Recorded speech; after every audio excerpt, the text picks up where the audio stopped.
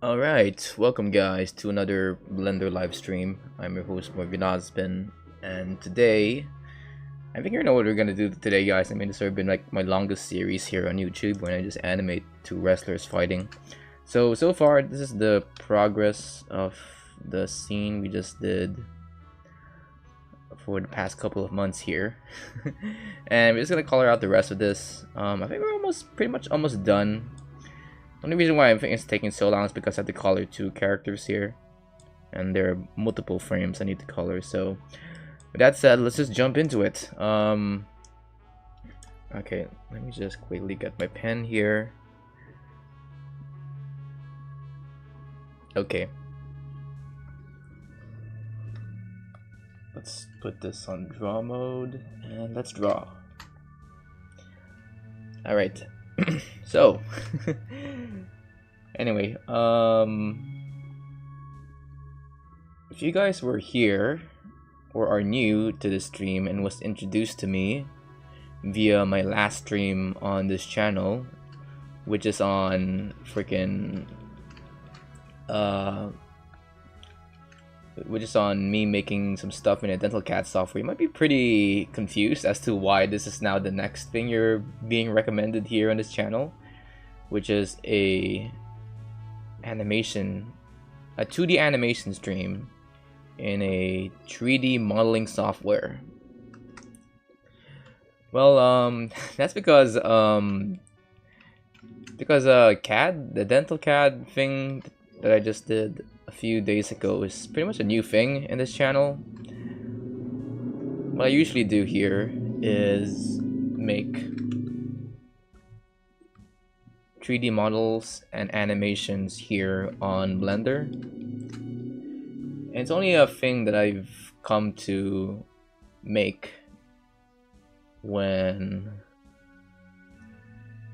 it comes to dental CAD. It's only a thing that I've come to learn to make after, you know, getting into dentistry and learning more of its concepts and skills, that I decided that, hey, why don't I just try to, since it's already summer vacation for me, I would try to, you know, make good of my time by making a bunch of stuff in a dental CAD software I have pre-installed in my computer. So that's how I came about doing my live streams, my recent live stream just a few days ago.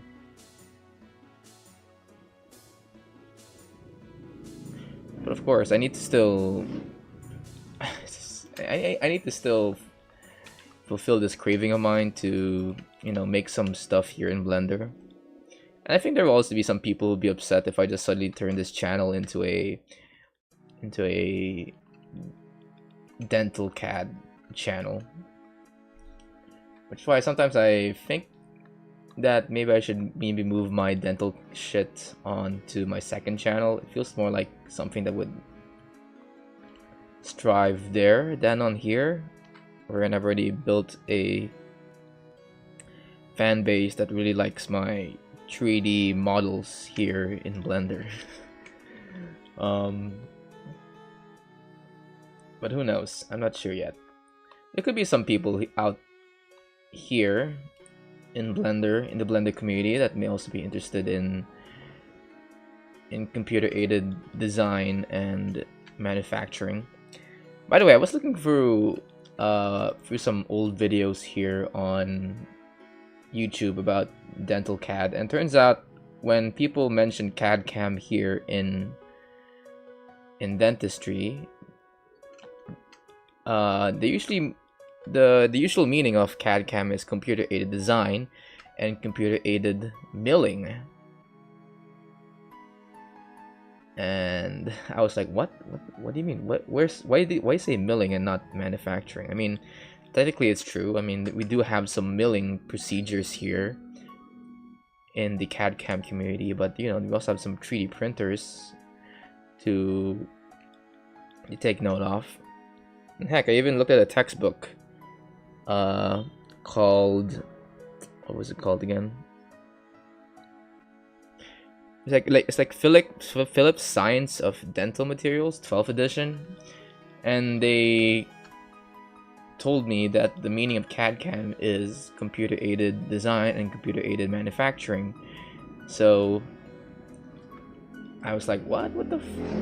What's this whole? What do you call milling and not manufacturing?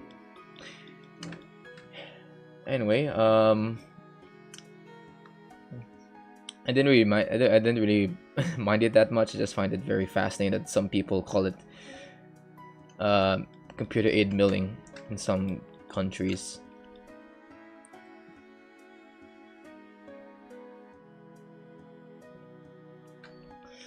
So, yeah, I'm now studying a little bit about dental CAD. Let's see, okay, seems to be good so far. All right, let me get this here. By the way, is this still okay? It's still aligned. All right. Anyway, enough about dental CAD. The people who are watching this probably isn't from my other stream. Let's talk about wrestling. I can't believe that WWE made Saturday night's main event just recently a live stream here on YouTube. Like, what the fuck? Did you see, guys, that that match between John Cena and R-Truth? That was so funny. The fact that R-Truth just stole John Cena's moves in order to try and defeat him. I mean, he did it pretty much a couple of times before, but it never gets old. The fact that R-Truth is a big fan of John Cena and calls him his childhood hero, even though he's like way older than him.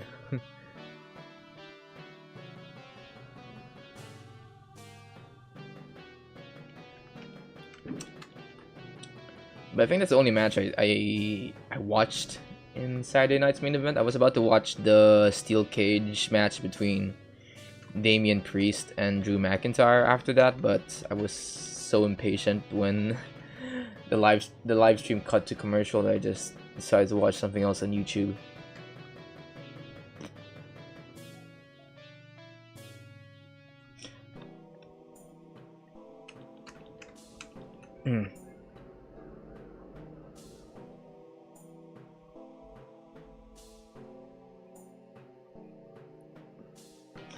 Oh, right. Anyway, I was not supposed to be streaming today because I just went biking with my little brothers and sisters and my mom and my uncle earlier today. I thought that I would be too tired to stream today, but I started napping at like 9 a.m. and woke up at around 2:30, and I thought to myself, well, that's a pretty good nap. I think I'm already well rested. I can open up OBS, create a thumbnail, open up Blender, and start streaming. And here I am today making shit here on Blender.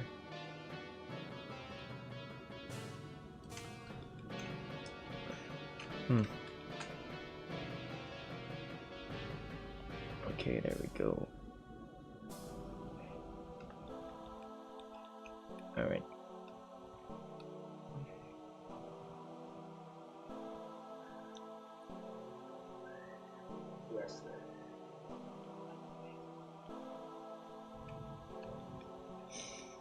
I don't think that's how it's supposed to look like. Alright, hold on. I need to switch this to wrestler. Put this in black. Put this here.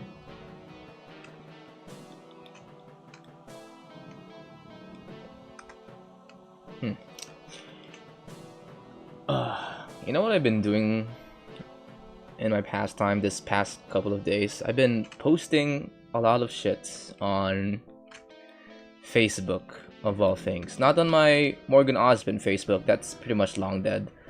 I'm talking about my own personal accounts on Facebook. I've been posting a lot of shit there on my own Facebook timeline.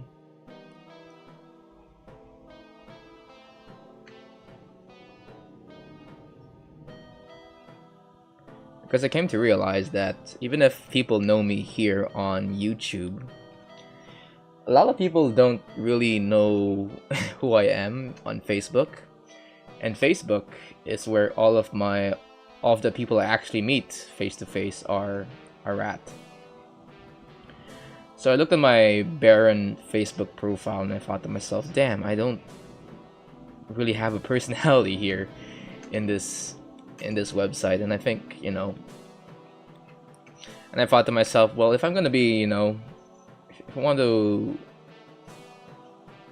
you know, make friends with people who I meet in school and in my circle, might as well, you know, show them what I've been up to lately. Which is why I've been sharing with them a bunch of my music lately, privately with them. I've also been sharing some there were some old videos I had on my drive that that were basically just old renders I did back when I was taking general anatomy class, and I found this video. I mean, it's basically just a render I made of the entire hold on, of the entire integumentary system. Like I took out like I created this like 3-dimensional cube in Blender, and in this cube there were all the keratinocytes, the layers of the skin, a hair follicle with the hair papilla on one end. There have been some sebaceous and sediferous glands, like our sweat glands, in there, and it's all rendered in cycles, so everything looks really realistic. And I look back at that freaking render, and I thought to myself, damn, I really put too much effort in this freaking render, didn't I? Not to mention that I think I didn't even get like a good grade in that, because my teacher was expecting us to do this on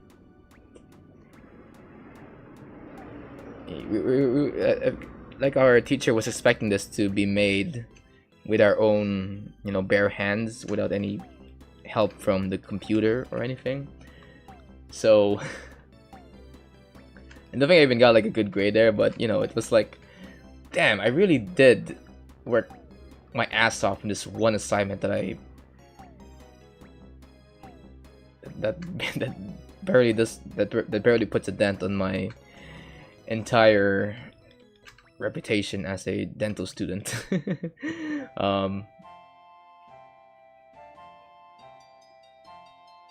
So yeah, I shared that on Facebook.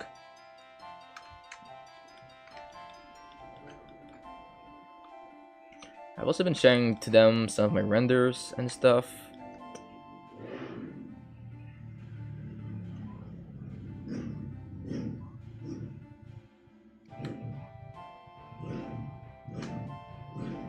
Okay, let me just get this here.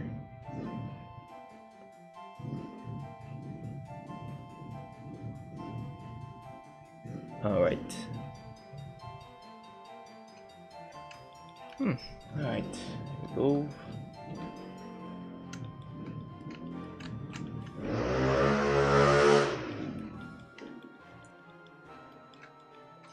And I've also shared with them the the video that I haven't and will never release here on this channel, wherein I vlogged an entire convention experience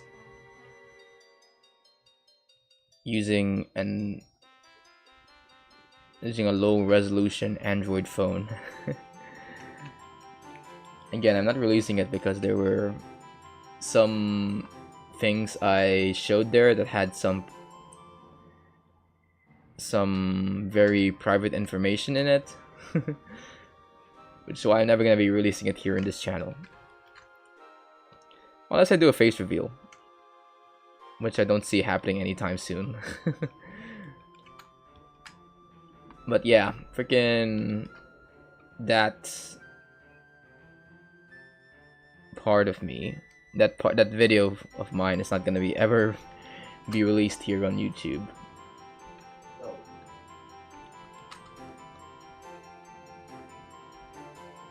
Okay. Oh boy.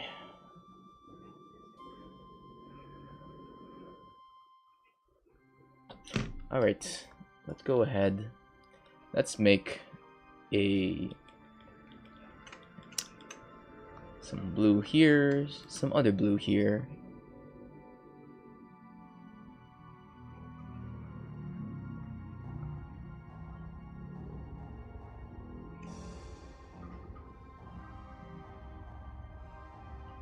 Okay, there we go.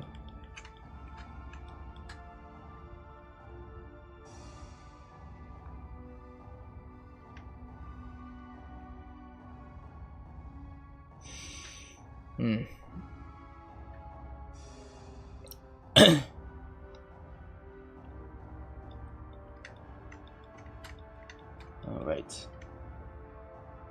You know, speaking of vlogs, I did do like another vlog a long time ago that I might be willing to release here on my main channel. It didn't include my face, and I didn't, you know, said anything in regards to anyone's private information. But I don't know, the other vlog I did isn't too entertaining enough. Isn't too entertaining here on YouTube. It's just about me talking about books and stuff as I go through this convention here in the Philippines once again. Yeah, every time I vlog, for some reason, the only times I vlog with myself is when I am actually going to a convention for some reason.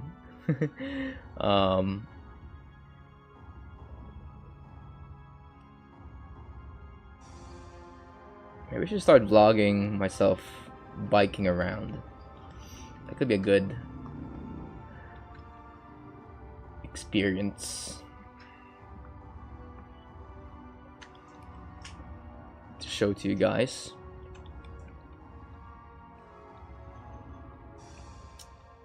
Because there's a lot of nice places here to bike in the Philippines.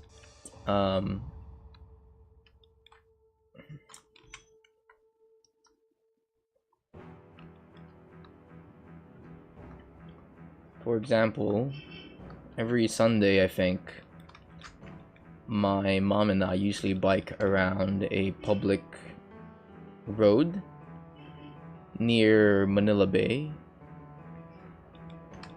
And every time we bike there, it's always early in the morning.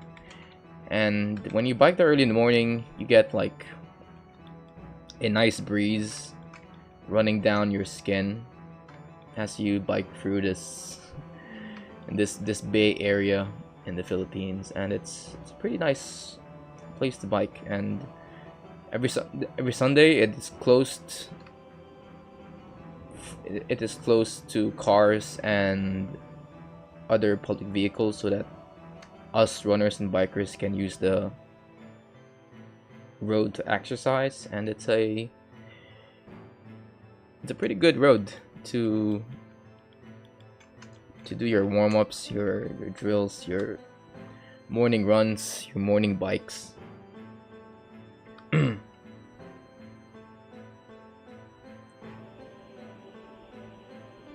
Good road.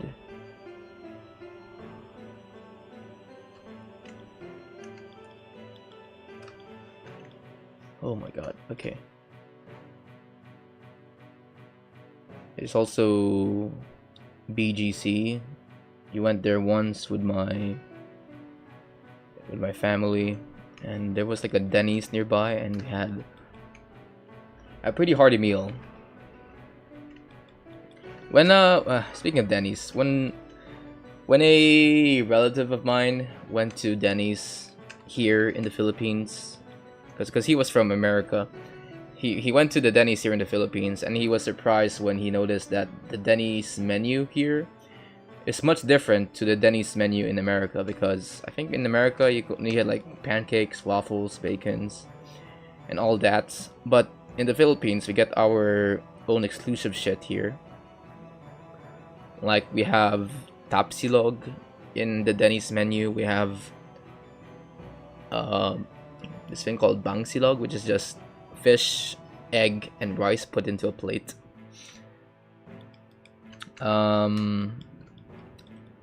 Basically anything rice related, we have it here in the Denny's menu. Here in the Philippines.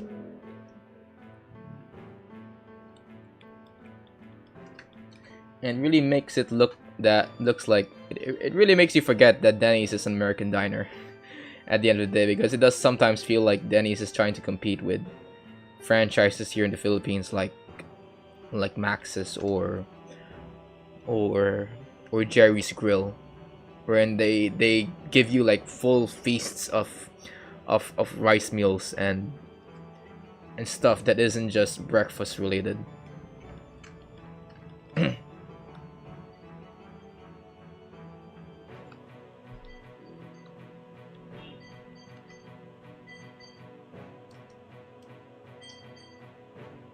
And next to this Denny's that we went to in BGC, there was like a Randy's Donuts, and oh my god, their freaking donuts are huge. Like, what the frick, America?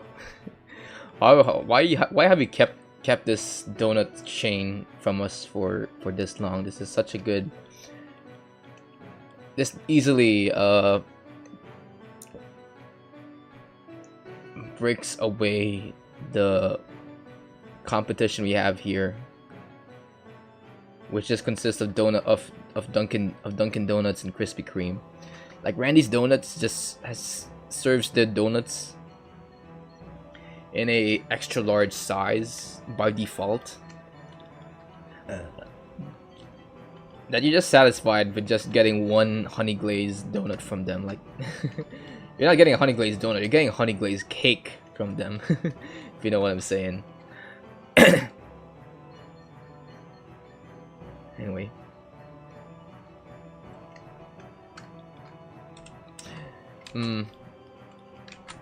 Okay, we need to freaking finish this power bomb. It's really taking so long.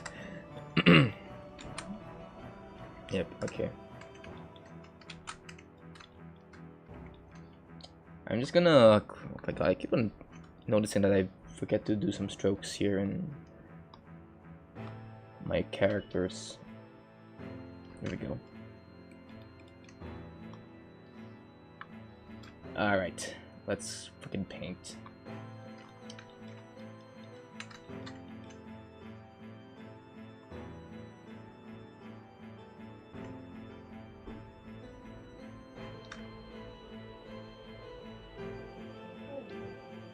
Oh boy. Okay.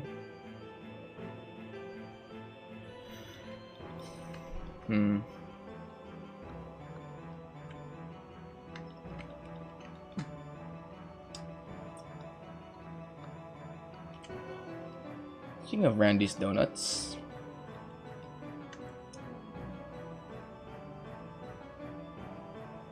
I think for the past couple of days I would have wanted like a hot cup of joe, because for some reason I've been losing sleep just trying to study about dental CAD for the past week.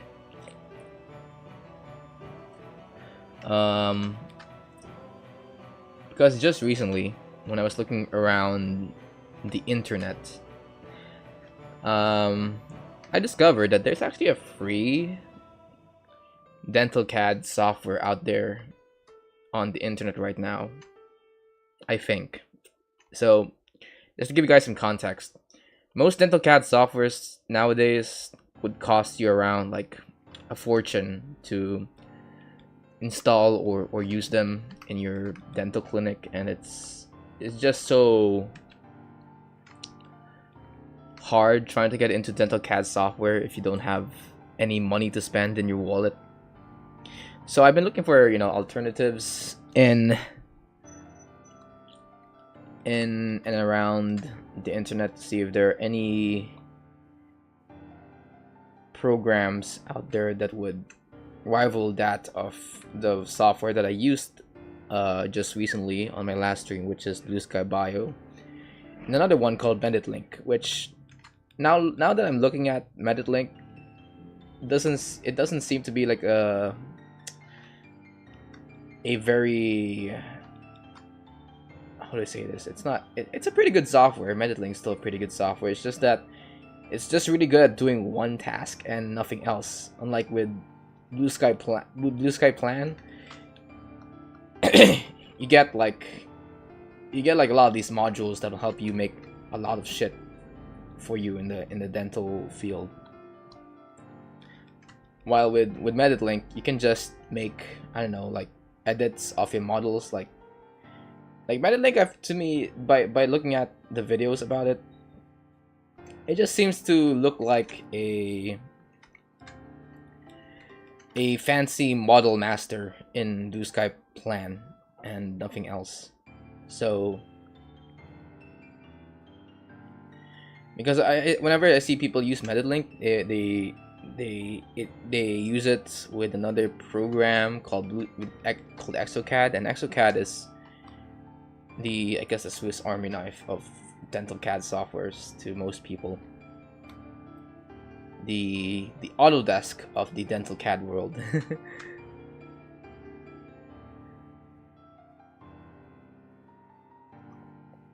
but I wanted to look for better dental CAD software that's a better bang for your buck. I don't want another Adobe suite in my. I don't want anything that reminds me of Adobe in a way. So, I found this one software. It's called TrueSuite, and TrueSuite to me is what I thought MeditLink was gonna be. It had a very fancy user interface, but also came with all of these modules that Blue Sky Plan has, like a surgical guide module, an orthodontics module, a denture module. And the best part about it is the exporting and the downloading of every program is free. So I get both the benefits of both Blue Sky Plan and MeditLink technically, and have it all for free. And it's like, what the fuck? This is good bang for my buck. Now, the only downside, I guess, when I started to learn more about the software, actually no, I was about to say that there was no tutorials on this software, but I just remembered seeing someone do like a pylon tutorial on YouTube, which is like the surgical guide module of TrueSuite. So yeah, I guess there's technically some tutorials out there on TrueSuite. It's just that it's hidden away by YouTube's algorithm somewhere.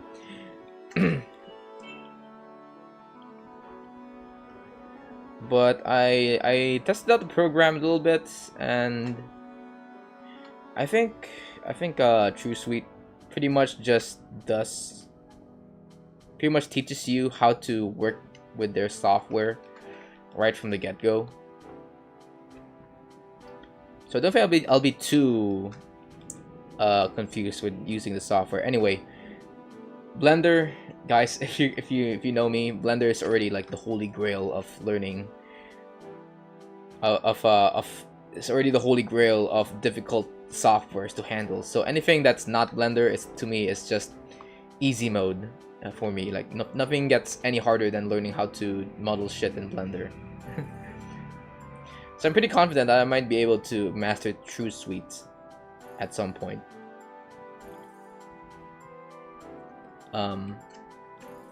Because the way I look at it, True Suite just has a very readable user interface. And does kind of remind me of some familiar apps out there like Blue Sky Plan and Embedded Link. And R2 Gate in a way. Okay.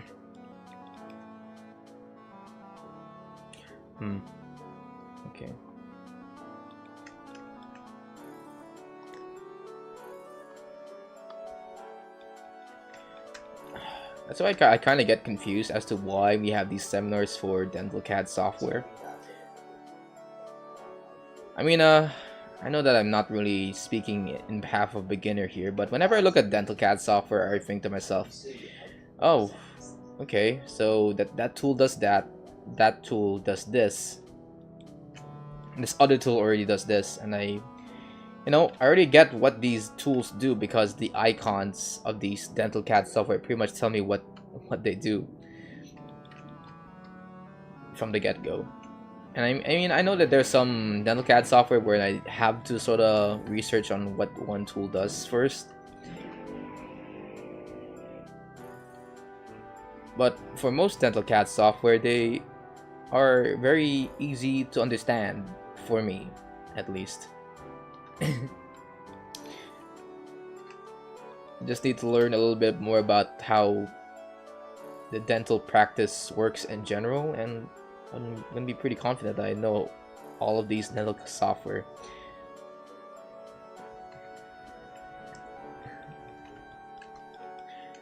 That's why I get kind of confused when people ask me during these dental seminars, "Yo, Morgan, what does this button do in this dental software?" And I'm like, "What? Like, what should I do?" And I tell them, "Hey, and I tell them, yo, dude, the dental software is already telling you to push this button." And my classmate would be like, "What?" And I'm like, "Yeah, it's telling you that it's telling you to do this because the dental software gave you this pop-up dialogue saying do this, you know." It's like like if you guys don't know what to do in any dental software or any program in general, like Blender. Actually, no, wait, no, Blender is already like Blender is too confusing as it is. But if you're gonna be using like I don't know, like Photoshop for the first time or something, just go read just go try and read the room. And when I say read the room, I mean like just look at the icons for, like, for example, these tools and try to get like a general idea of what they do. Like, for example, this tool here. I'm already in the sculpt mode. I press this tool, and that tool seems to be that the icon in this tool says that it is.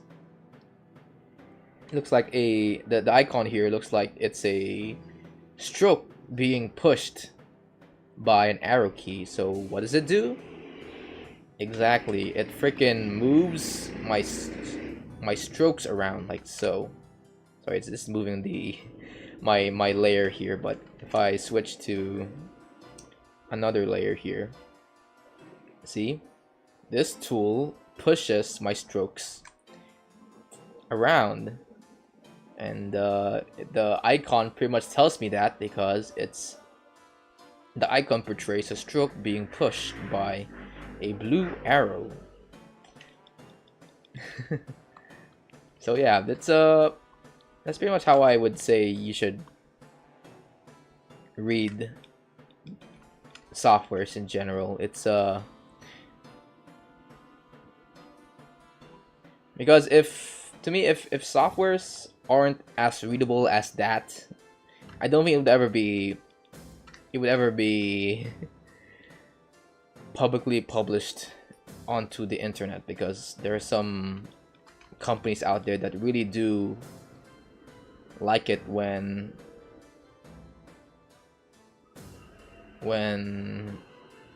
a program offers a great user experience to their users. And companies like it when programs have an easy learning curve for newbies.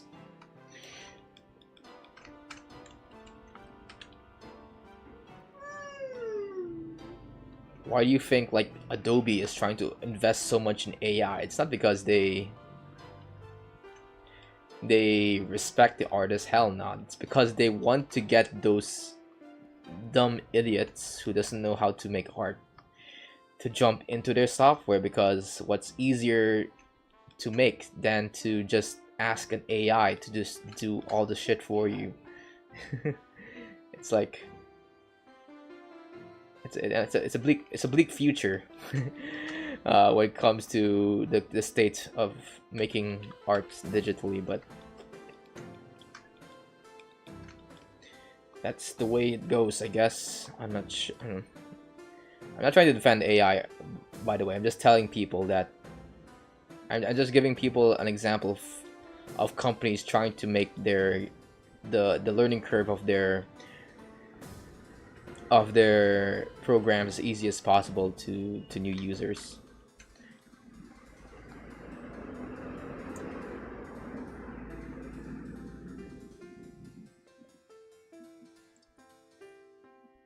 Another good example of companies trying to make the programs as easy as possible to learn is the fact that if you look at most programs, they pretty much have like very familiar buttons to them. Like for example in Blender, even though everything here, like all of this, doesn't seem like a very familiar thing to a newbie, you can also be familiar. You'll be familiar with things like a file button here with a new button, an open button, a save button. That sort of reminds you of programs like Word, wherein they also have like a file button for making a new file, is saving your documents and opening your file. And they're also conveniently placed on the top left here. And it's a that's what I would call like a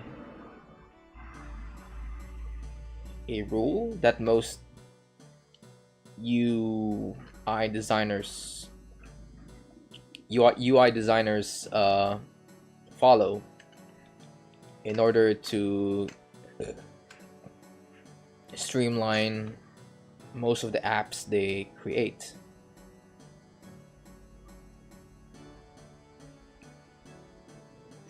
Anyway, there's like a good video in Tentacle's channel where he talks about how there should be like some familiarity with when making new apps. It's just that in Tentacle's case, he was like talking about music notation software, but that also spreads to other programs like 3D modeling softwares and art programs and dental CAD softwares. There's a rule that they must follow when designing the user layout.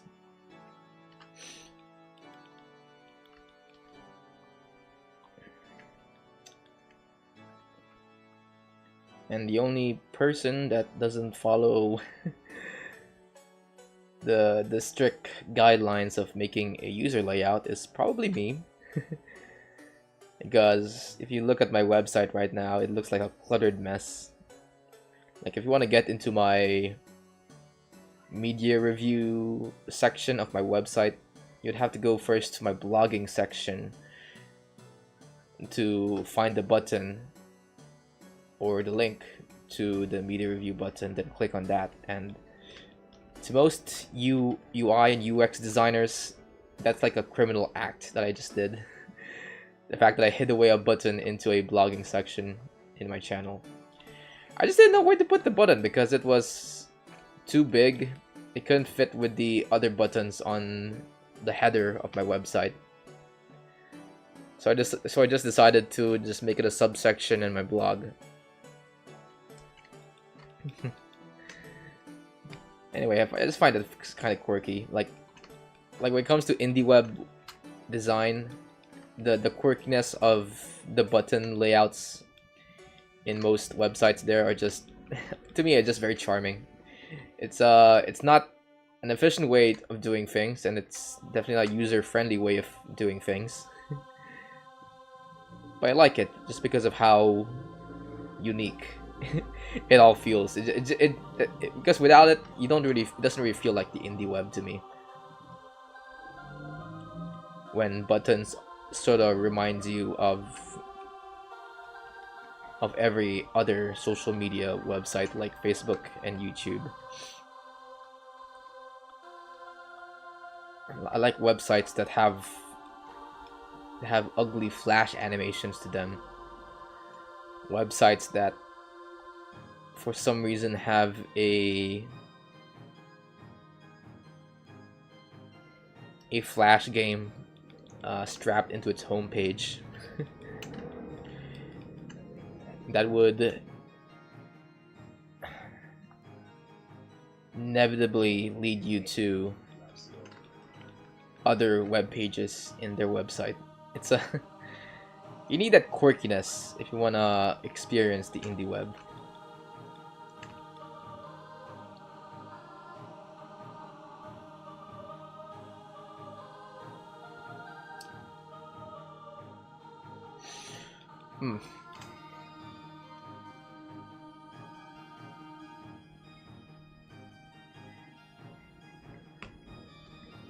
Anyway, let's go ahead. Let's paint up this freaking. By the way, how long have I been streaming right now? 47 minutes. Okay.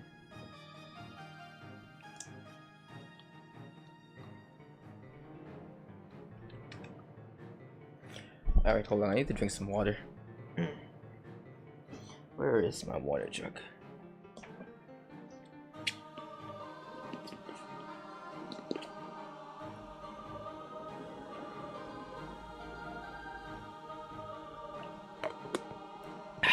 Alright.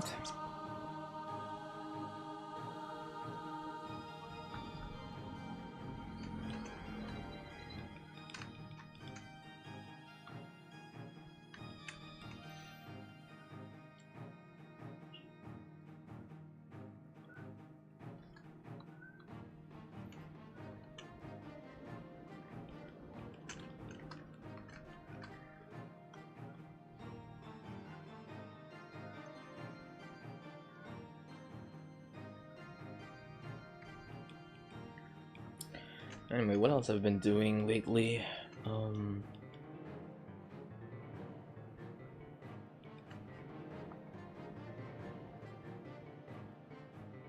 That doesn't make sense. What the frick is this? I should probably erase this outline here.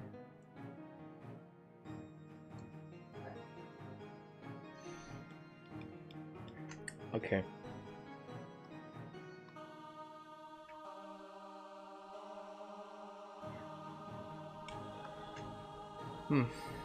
Alright. Oops, that's too much.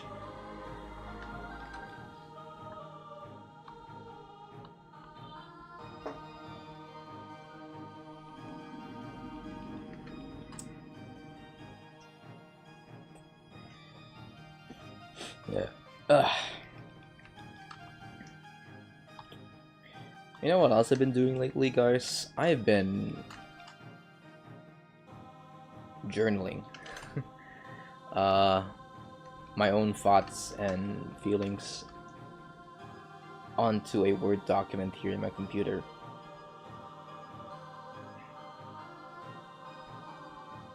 Now, you might be wondering, yo, Morgan, why are you starting a journal? Are you having some mental health complications, and technically, yeah, I've been getting some issues in my personal life. But here's the thing, though: whenever you start having personal issues in your life, for some reason you just have this urge to publicly address them publicly on the internet. Like, for example, right now, I don't know why I'm talking about my journaling issues here now on the internet, but I'll try not to say them here right now. But yeah, I've been journaling because I'm having these I guess these problems in my personal life, and for some reason I just have this urge to publicly state them publicly. So I opened up a Word document. I just wrote down what I wanted to say, and I looked at it and I thought to myself, damn, these are some dumb shit that I just wrote down. So wait, let me just quickly, I think I need to change up the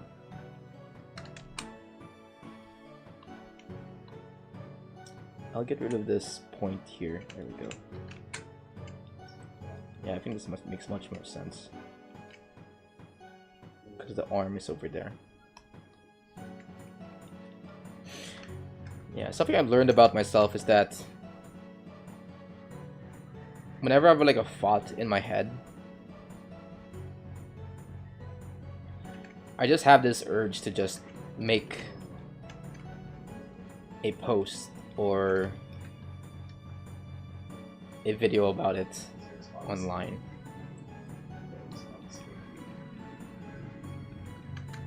And I'm like, nope, we can't have this. This is too personal, I guess. And so yeah, I'm very lucky that I still haven't like said any names or addresses here on my live streams, but it's like I just okay, wait, I need to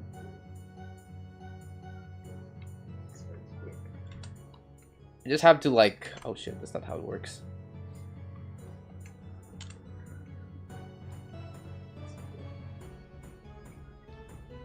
I just had to air it all out in some way. So I decided to like make a little Word document here on my freaking computer. Just wrote down what I've been feeling lately. And I don't know, I just came to realize that maybe this shouldn't be publicly stated here on this channel or in any social media account that I have right now.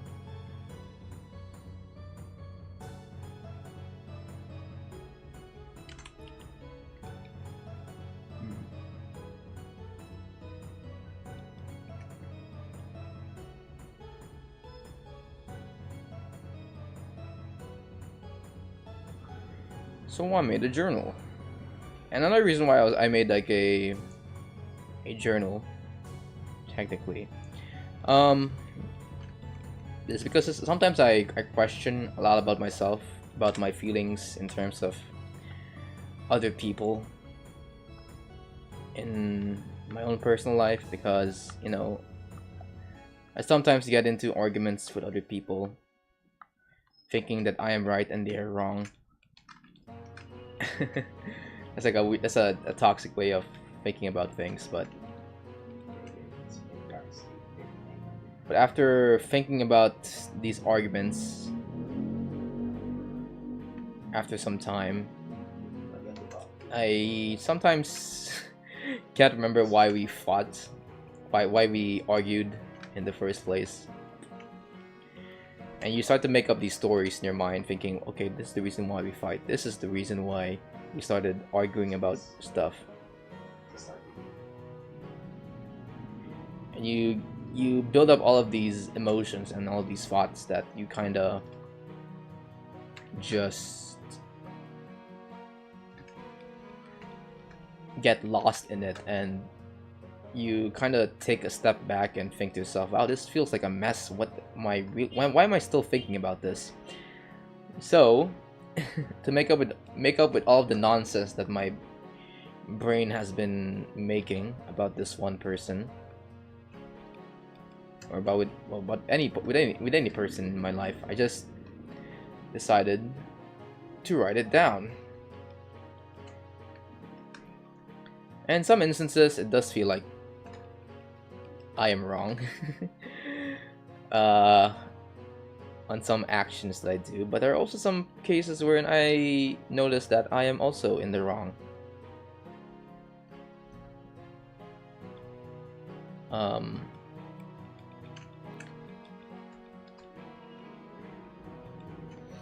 I can't really name you guys examples because I don't want to we are really stepping into very personal territory here. But say for example, you have this fight with, I don't know, I guess with a person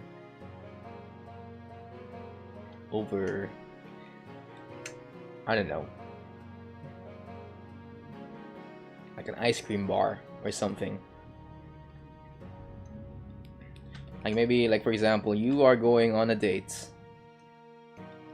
and you are expecting the other person to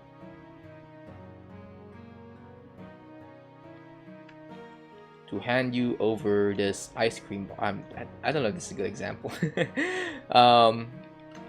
You're expecting your partner, I mean like your partner freaking brought you, I don't know, like a double ice cream popsicle, and you think to yourself, okay, this is a good time for him or her to share, to give his or her appreciation to me by sharing this ice cream bar.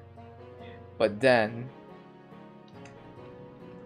when she actually gives you, when she actually, you know, shows you the ice cream bar, she just eats it herself or himself. And you thought to yourself, what the fuck? Why did you not share the ice cream bar with me? What the fuck? And then you think about it for a long time.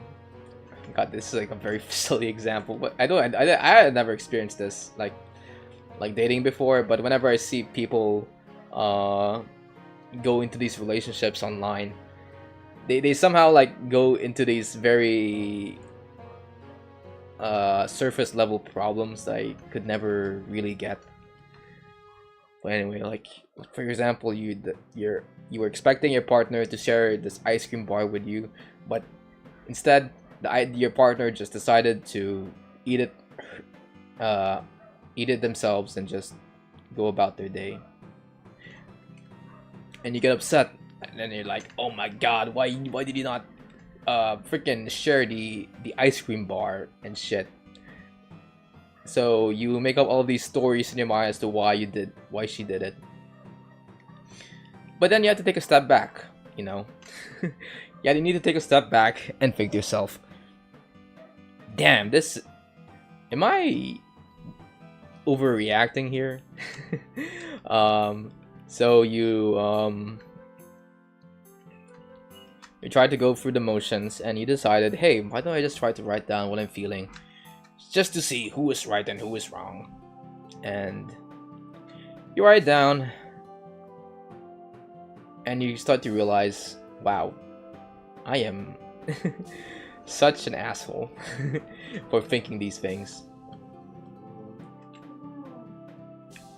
Because the thing about journaling that I guess not a lot of people think about is that when you journal, you actually get like a physical thing to look at that displays all the thoughts and feelings you have in your brain. And when you look at it, you start to get a clear picture of the person that you really are. Unlike when you just think about it with yourself, you just kind of get lost in all the thoughts and emotions you start to build up. So to counteract that, you just need to write down, get a clear picture of what you're feeling. At least that's from my experience. I'm not really a freaking psychologist here, guys, but based on my experience, if I just write things down, you kind of get a clear person of the person that you are, the situation that you are in, and the actions you must take in order to alleviate said response from a person or situation that you're dealing with right now. And heck, maybe you'll start to figure out that, hey, maybe we are both wrong when you going back to the dating example. Well, not really the dating example, but you'll maybe realize that, hey, maybe both parties are wrong if you are dealing with an argument, if you're having an argument with people that have, I mean, like, if you're having an argument with other people generally. Anyway, I don't really like it when we just have to, when we're trying to resolve situations, we try to take a lot of time into thinking who is right and who is wrong. I mean, sometimes it does help figuring out who is in the wrong. But to me, every time I look at, say for example, like these drama tubers that try to nitpick on all the things that one person did wrong, they kind of start to forget that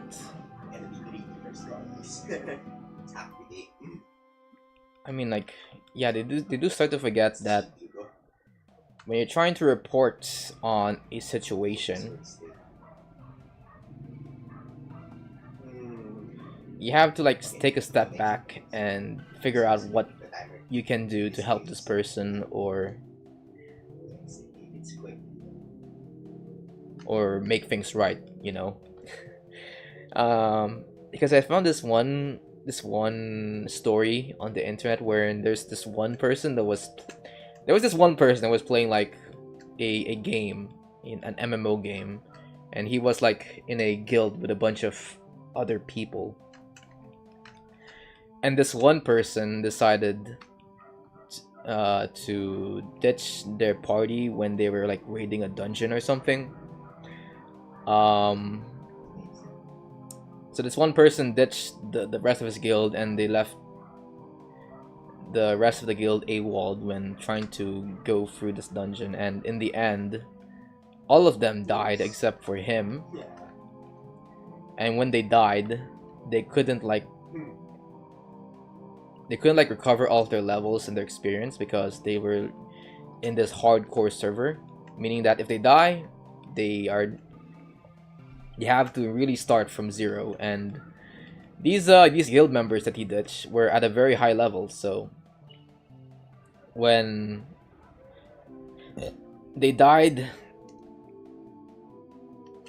they had to work their way up into becoming the level that they were before they died, and it would really take a long time. I heard that if you want to reach like level 60 in the game, which is the level that they were at before they died, they had to grind for multiple months in order to get back to the level that they are. And people were upset. People were upset that this guy ditched the entire guild. And I kind of understand why they're upset. I mean, these are basically MMO not only MMO players but also MMO content creators. So they really relied on this game to help fund their own personal lives. So having their characters start back from zero is not only a detriment to themselves, but a detriment to their community, because why would you want to watch a level 1 player play an MMO game? As a result, you know, that would really take a blow to your viewership in a live stream or in a video. So people were rightfully upset. And also, the person who ditched the freaking guild didn't say sorry. At least, I mean, when people tried to get an apology out of him, he would try to defend himself, saying, "Hey, the reason why I did this was because none of you are." I don't really remember what he said, but he kind of said like the reason why he ditched them is so he can preserve his own levels and shit. But you know, he never said that he was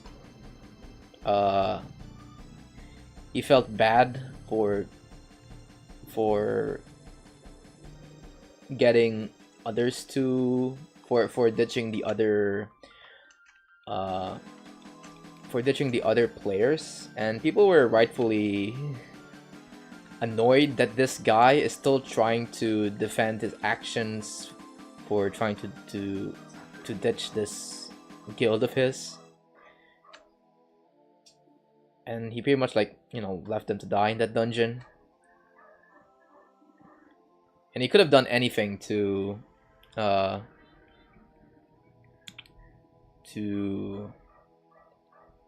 help them. I mean, he had like enough mana to cast out some spells to wipe out this enemy swarm that they were dealing with, but he just didn't. And you know, he even had items with him that would help the team drastically. But when people questioned him as to why he didn't use the items, he said that it was because he didn't notice, I guess, or that he wanted to preserve them for other uses. And you know, it felt like a very asshole thing to do, technically.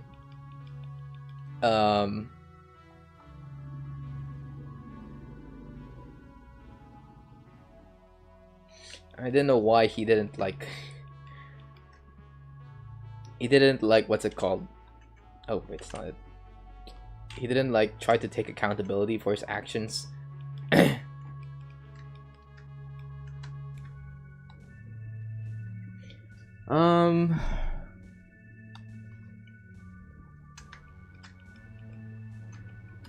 You know, all the guild members wanted from him was to say sorry and shit.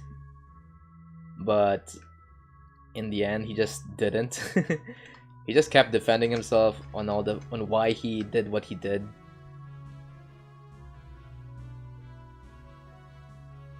And he didn't like came to realize that all he had to say was just sorry and such. Like, he just needed to apologize and take accountability for his actions. And you know, when people heard of these news, people were upset.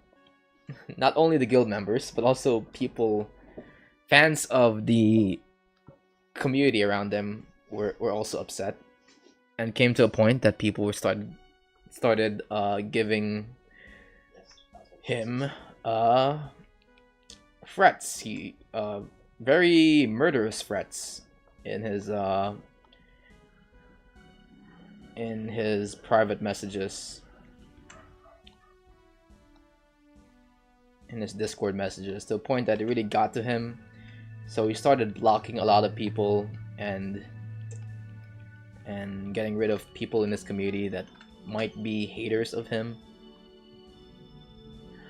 And you know, when you block someone, it doesn't really look good to anyone, which is why when he started blocking people, you know, it sort of started creating this sort of this looping effect, wherein the more he blocks people, the more people got mad at him, sending him threats and stuff, and in exchange, that's making him block more people. People start getting more upset.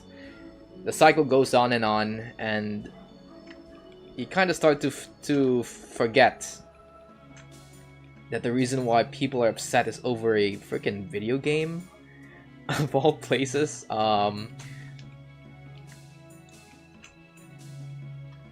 I hate to sort of boil down a big internet drama to just, hey, it's just a video game, guys. Because I know there's some situations wherein it's a little bit more complicated than that, but I think with this case, I think it is just a video game that people are upset about. The fact that everything just happened during this one session, and people were just so passionate about these other creators that they started selling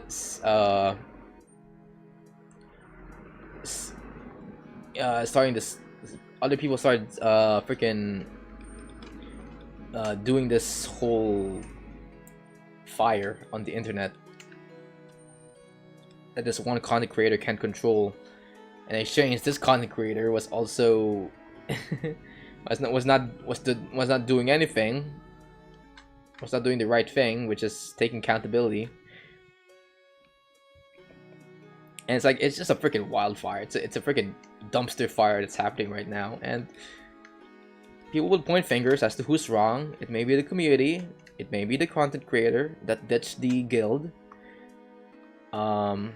It may be the other content creators in the guild that were still upset on him for just a very minute thing. To me, I think everyone's in the wrong. This doesn't feel like something I should be talking about with you guys, but it does. I had to like take a step back because I had to remind myself that this is just one incident that happened in a game. No laws were broken, no sexual allegations was thrown. No pets, no animals died, mind you. It's just that this one guy decided to ditch a guild in a video game, and it's very inconsequential. I have to say, you know, people need to learn to touch grass.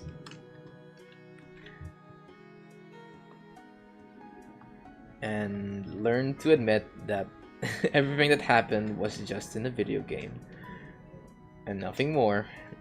And I'm just talking about the community, I'm also talking about the content creators who are involved in the drama, because they do somehow reflect the community who are spamming the threats to them online. It's just very toxic. I think I'll just leave it at that for now. Anyway, I don't want to start turning this channel into a drama channel, but here we are, I guess.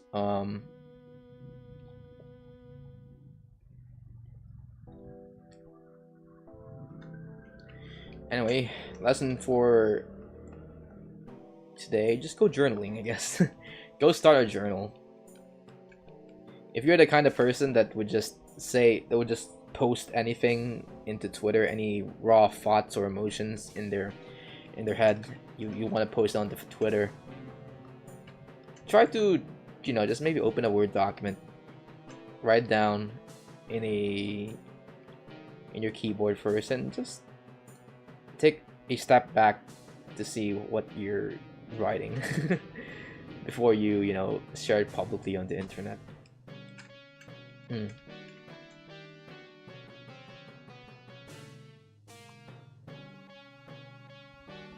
Speaking of writing, I swear to God, guys, I'm gonna be making a video essay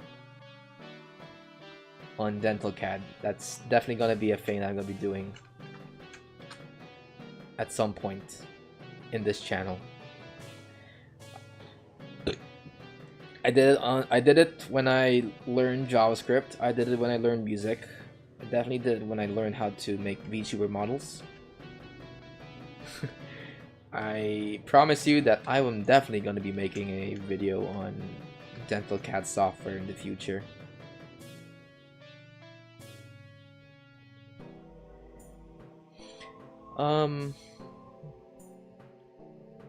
Because I'll be making a video of it, not only about its softwares and the procedures behind it, but also the problems I've come to see when I looked into dental software, which I will not spoil in this one live stream. But buckle up when that happens. when I make a video on that.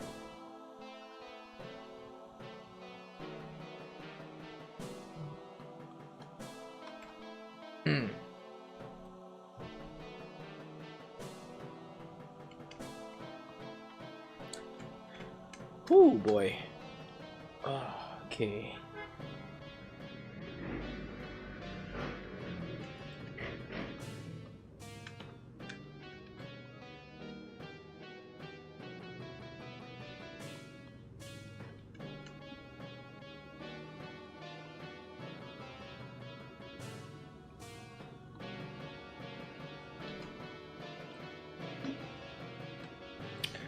Alright, let's go here.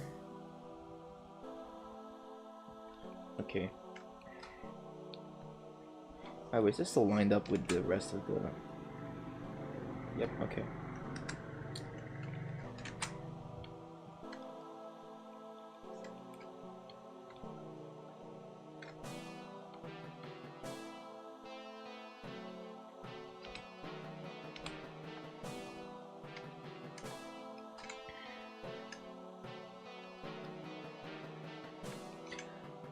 Alright, let's paint up this mask.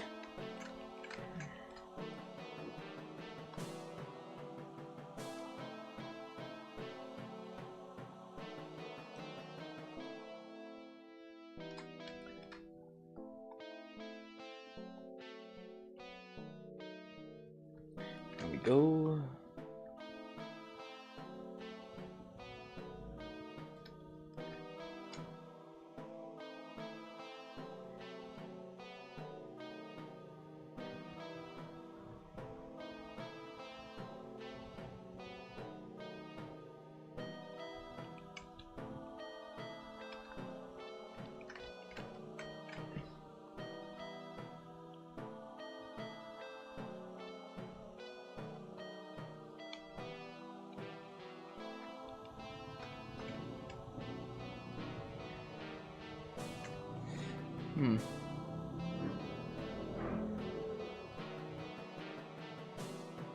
Okay. Let's paint this around like that.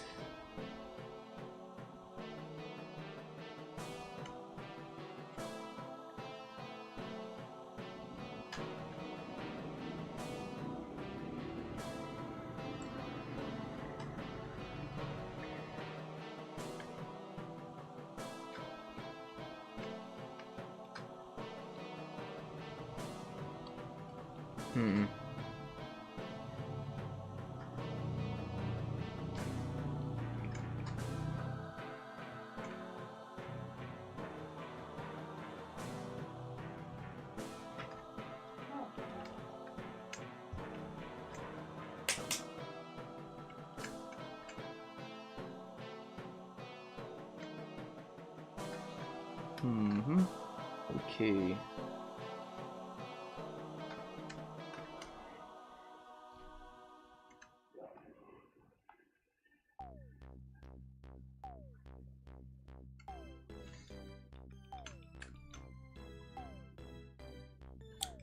Okay, there we go.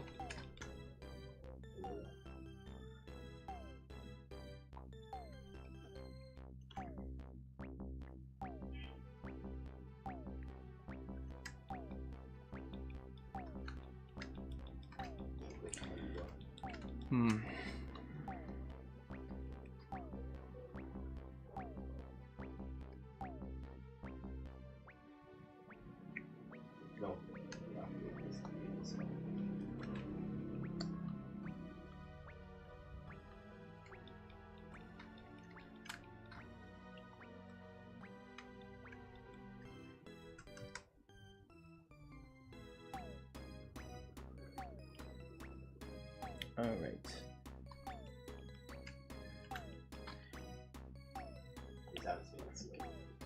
Okay, let's talk about food in this section of the live stream. Because just this morning, after my biking session with my family, we went to this one freaking restaurant in a place nearby. It's called VODs. It's like a...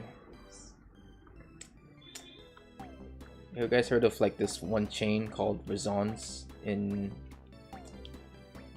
the Philippines? It's basically just that, except they don't have the iconic halo halo. It's basically just a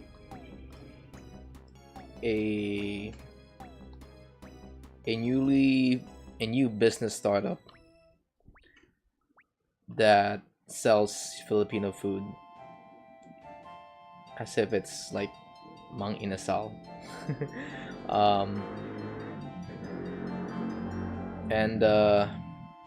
So we ordered everything in the cashier, and when I looked at the menu, I noticed that they had pork sisig, and I'm like, ooh, sisig, my god. And it kind of reminded me of when I usually order sisig from anywhere, basically. For some reason, sisig to me is my favorite dish, but it's also the one that's hard to get right for some reason. So sisig, if you guys don't know, it's just sizzling pork. It's just sizzling pork put into a metal plate, filled with herbs and spices that make it like that, give it like that little oomph to its taste. And when you bite into it, it's both crunchy and chewy at the same time. It's pork, by the way. Did I mention it's pork? Like I would go so far to admit that this dish can rival bacon to me in a way. It's just that good. And whenever people serve pork sisig, oh, wait, did I mention that pork sisig is also like chopped into bits? So, you know, it's not like you're biting into a steak or anything. It's like you pretty much just scoop it up. They serve it with rice and maybe an egg, and it's just so oomph, you know, so crunchy, so chewy, so umami-ish. Has a little bit of spice to it, but it's not too spicy, and it's pretty good. It's a pretty good dish. Just make sure to mix it right after you serve it, because it is served in a very hot sizzling plate, and if you leave it for too long, you will burn the underside of it. So you gotta like mix it with the rice as soon as possible, or mix it onto itself and let the heat dissipate from the plate, or else you get like a burnt underside to it. But anyway, it's a pretty good dish. If you guys haven't tried it yet.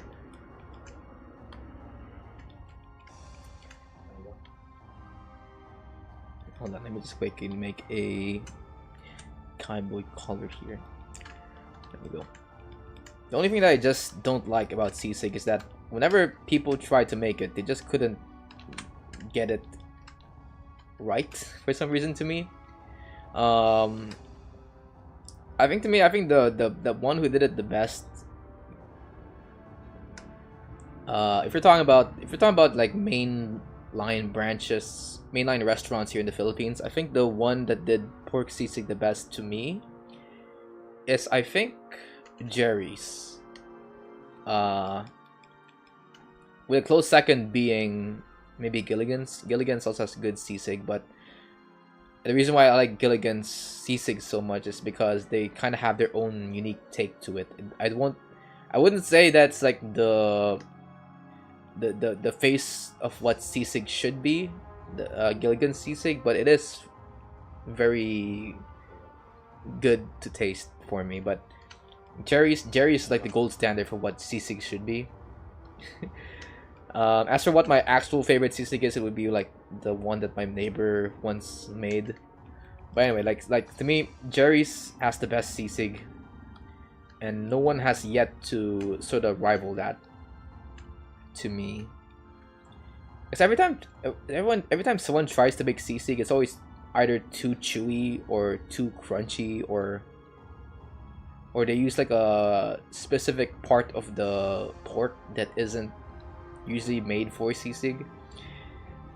Because I'm gonna spoil you guys something about sisig. It's basically just pork guts. I know it's disgusting, but when I first heard of it, I didn't believe it at first because it tasted so good that you kind of forget that what you're eating is pork guts. So anyway, sisig is a very hard dish to make, and when I had the sisig here in Wadix, I was entering it as if I was that critic from Ratatouille, you know, that one snobbish critic that has his glasses up his nose, like I have like the whole notebook out to take note of the consistency of the sisig. And yeah, Rodix feels fine, I guess. It's a fine sisig. It's not, I wouldn't say it's something that really rivals not Gilligan's, Jerry's Grill's sisig. They just kind of like serve their egg raw, which, you know, it's a normal thing for these types of sisig. It's just that I prefer it if my egg is a little bit more cooked with my sisig, and again, it's a little bit too on the chewy end. What Rodix gave to me. You know, it's a very fine sisig. I think any sisig to me tastes really good. Like I would say they're even the worst sisig is just to me a B tier food. You know, I would still eat it, or a low A tier food. Well, Jerry's is being like S tier or something. Although there's one sisig that would say it's like F tier to me. It's the one that's made by Mang Inasal.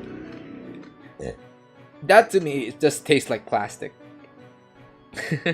Don't go to Mang Inasal's sisig. Mang Inasal for the sisig. If you guys don't know, Mang Inasal is just this sort of McDonald's style barbecue place here in the Philippines. They pretty much serve you like all of these barbecues and pork stuff, yeah, in the Filipino style, while also making it very fast for you. But in exchange, they also have they have to like sacrifice some quality when making these barbecues and shit, and that includes the sisig. And when I tasted the sisig in their place, it tasted like freaking plastic. Like, what the frick was that?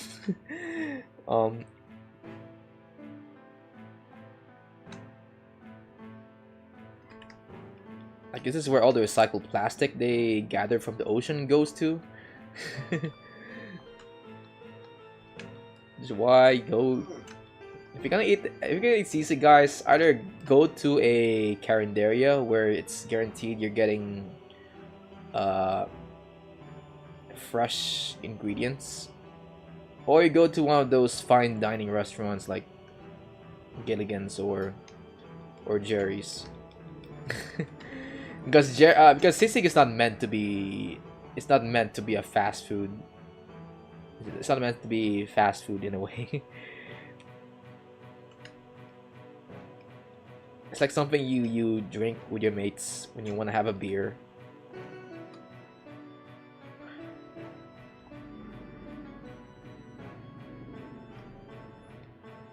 you know, it's pretty good. It's pretty good food.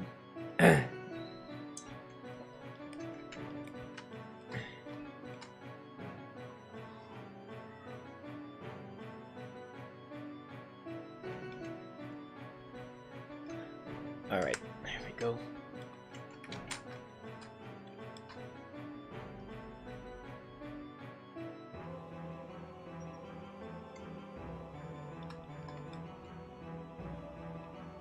Oh boy.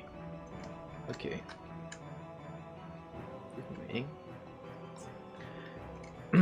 It's gonna rain, guys. Cool.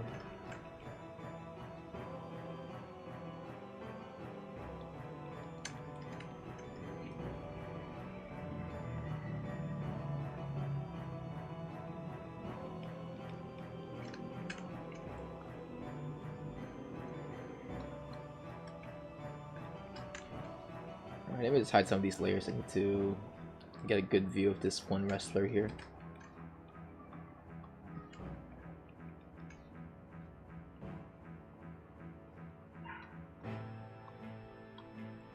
Alright.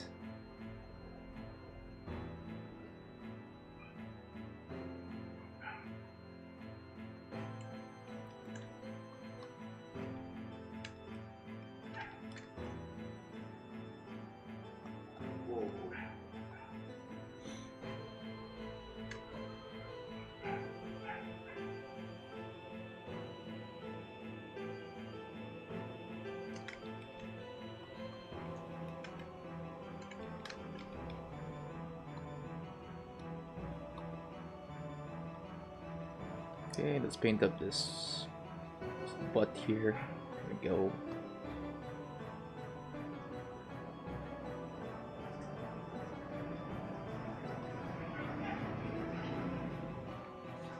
Ah, shoot! I can hear the rain outside.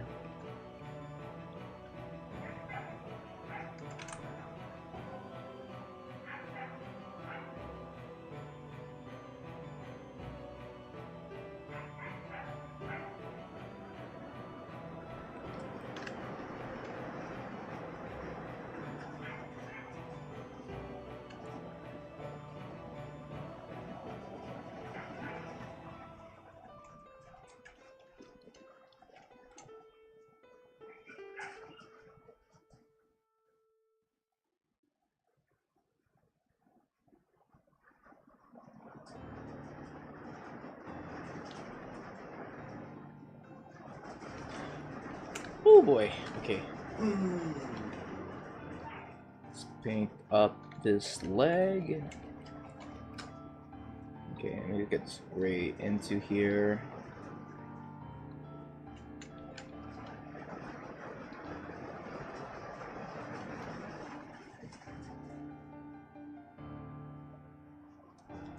Nice, right?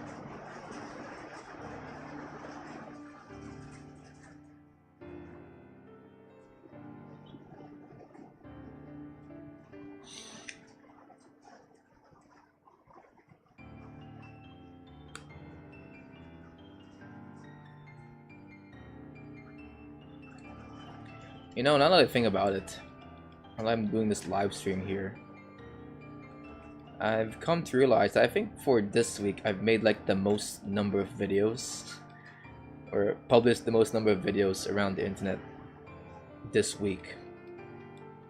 I mean, it doesn't look like that much to you guys right now, but aside from my free live streams, I guess two last week.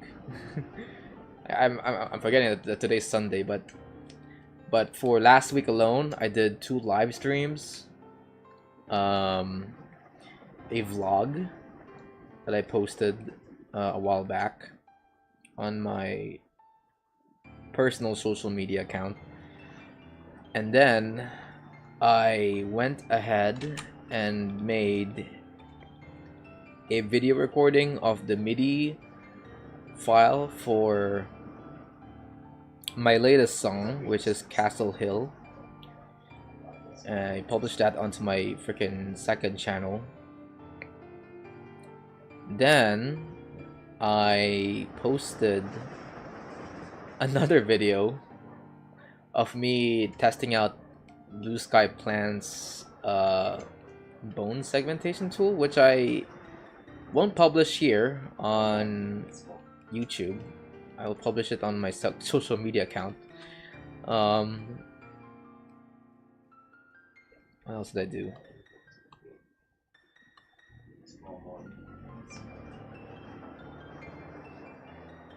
I basically got my freaking. I posted the most number of videos here. Right now.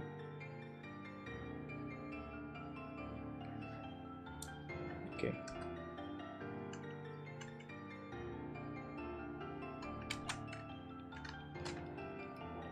And I'm also working on the short for the Harvest Moon Peat I just rendered a while back, which I will post sometime this Thursday, I think. Wait, this isn't the right color. Here it is. Okay.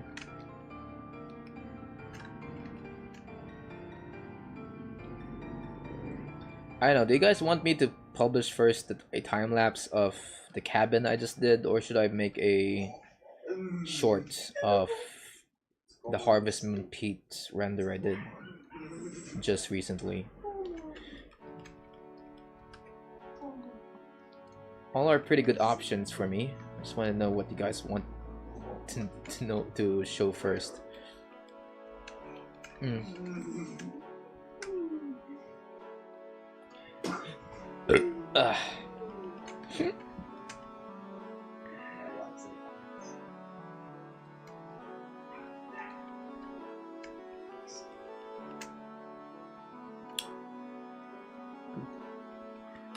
Anyway, that's all of my dental CAD Blender shit and music things I've been doing lately.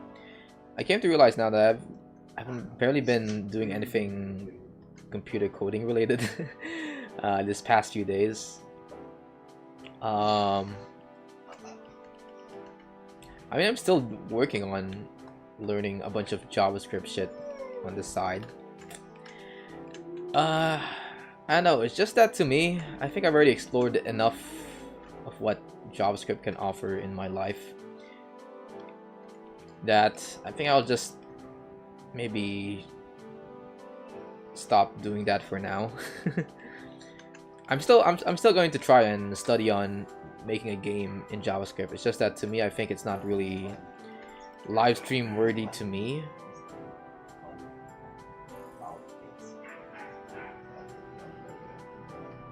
So whenever I make you know, all of my HTML and CSS live streams here on YouTube, I just think to myself, you know, this is just me posting on social media with extra steps, you know. Like, if I'm maybe gonna do JavaScript shit, maybe I'll just do it on the side, and I can just post all of my works onto my website, which I'm still trying to update, by the way, guys. On the side, it's just that I don't usually immediately post them onto NeoCities. I'll probably do that right now after this stream.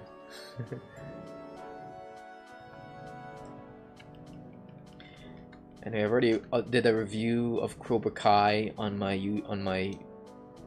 website, and I've also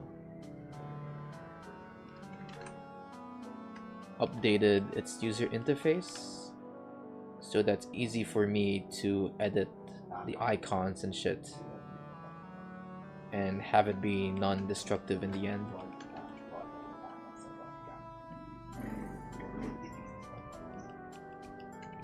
I'm also working on getting the assets ready for a game I want to make.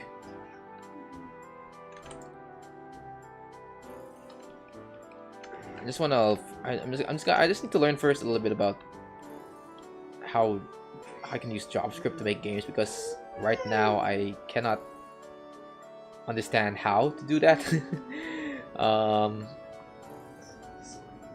We'll just see. We'll see. I might need a framework or something to get that JavaScript project running.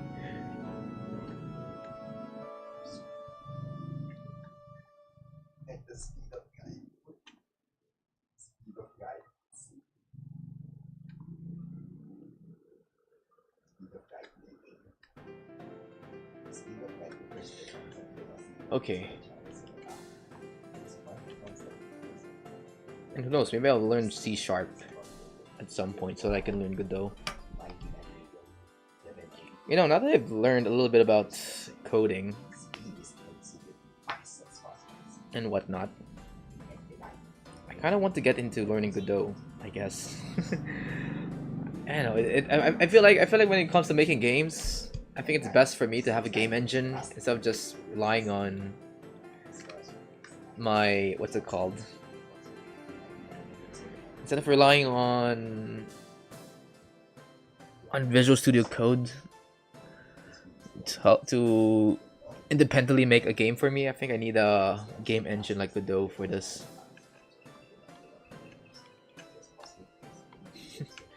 You guys were expecting me to use Unity, right? Hell nah, I'm not using Unity. Unity is too bulky of a program for me to use. I'll use Unity if ever I get a better computer to run it on, but right now I'm not using Unity. Plus, if you see their freaking subscription model, I hate that. I hate the fact that I have to pay, that some of the profits I get from a game would go to them in a way if it gets too popular. And I'm like, no, I want to work on my own. I want if I'm ever gonna make money in the game, I want it all to come to me. Not that I'm gonna be making my game a paid game. You know, I'm making something very simple as a game, and I don't want there to be a time when I will I will force someone to pay me money for what's basically just a Harvest Moon clone. A Harvest Moon minigame clone, in fact.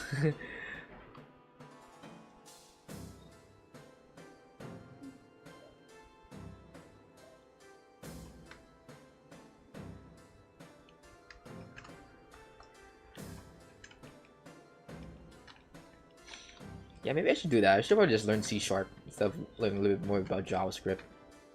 I think I already learned enough of JavaScript to know how all of it works. I've learned the functions, the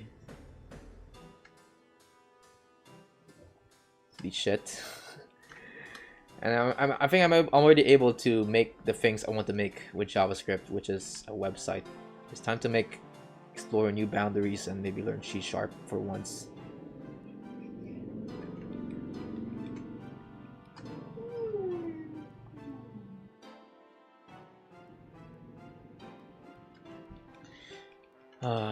Okay.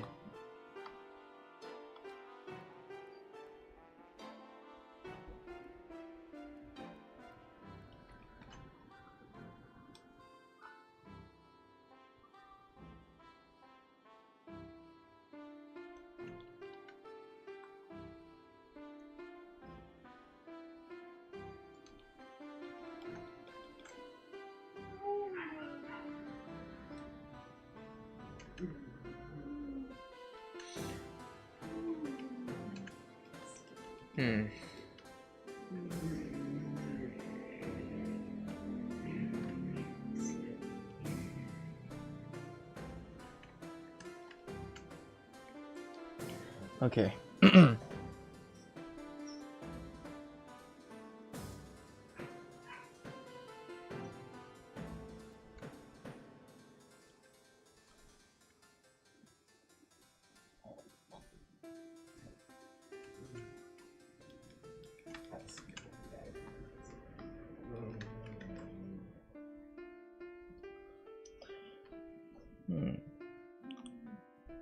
Actually, I'm speaking of Godot. Do I still have Godot here in my computer? Let's see. Godot. Nope. Definitely don't have Godot. I'll try to install it on Steam whenever I can. Godot is available on Steam, by the way, if you guys don't know. That means if ever there's an update onto the program, I can just use Steam to automatically update it for me. I don't need to go through the process of checking their website and seeing if there's any changes to its features and whatnot.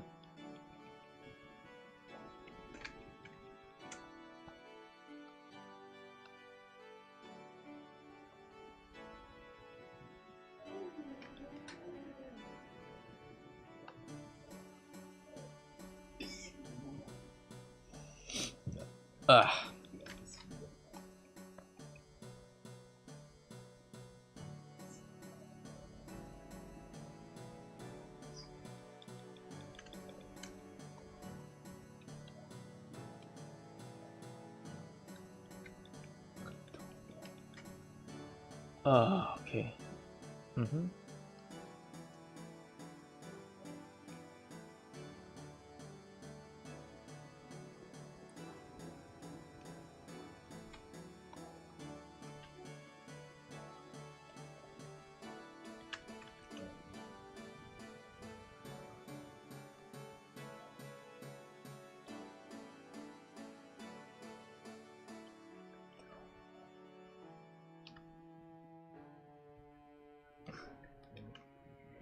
Now part of me thinks that I maybe learned too many things all at once. But it's exciting, you know? Learning all these new things I can do with my computer and shit.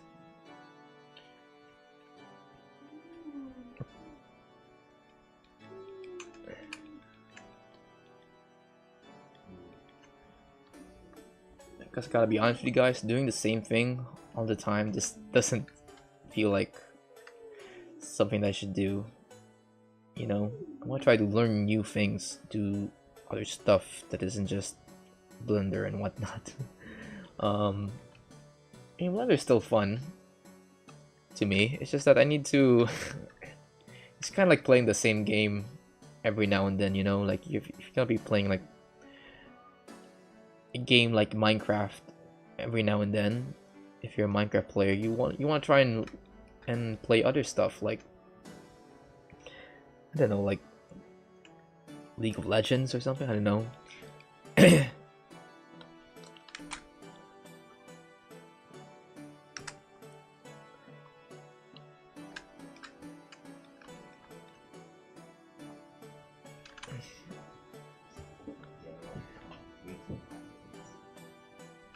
want to keep yourself motivated, you might as well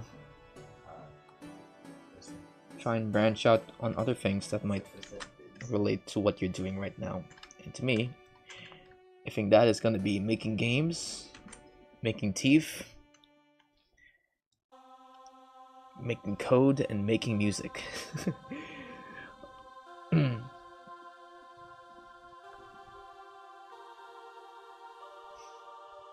Oh yeah, I should probably also be making music. I mean, I already did make Castle Hill, which you can listen to right now on my second channel. But I don't know, I'm not really planning on any album anytime soon.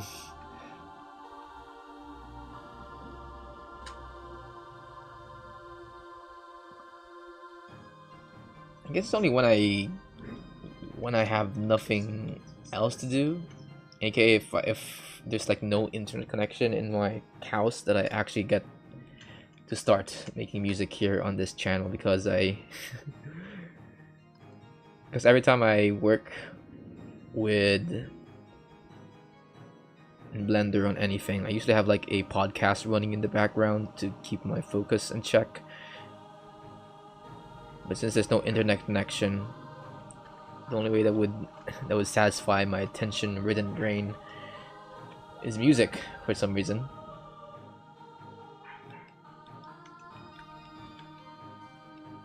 That's why LMMS is like, it's like a good place for me to get into if ever I just want something that doesn't really joggles my mind while still making it productive in a way. Oh, this one, there we go.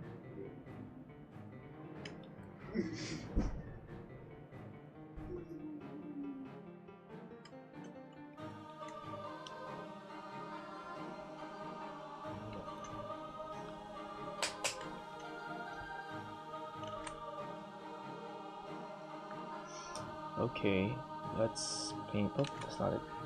Wrong layer.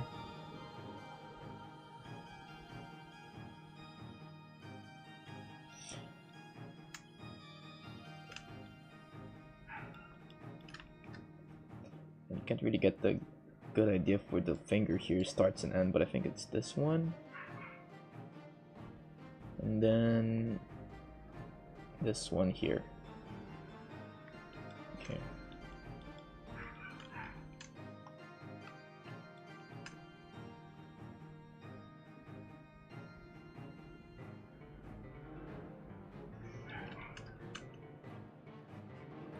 All right.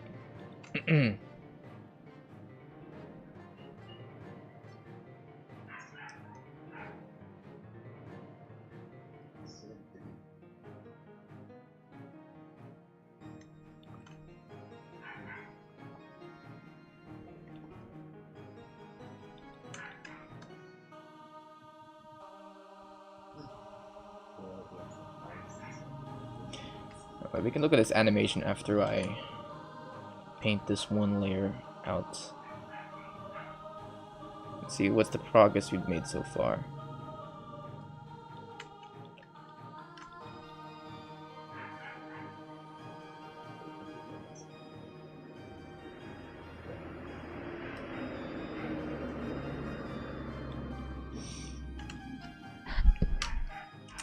Okay, you see the reason why I do all these projects that have no correlation with each other is because it's mainly because I'm just bored sometimes, I'd say, and whenever I'm bored, I just, to me, my way to sort of alleviate boredom is just to learn something new and master it in a way.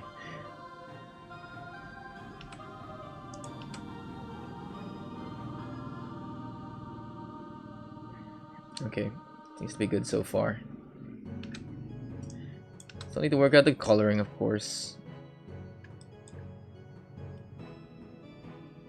But it's looking pretty good. This part at least. Boop. And then up. And then slam. Okay.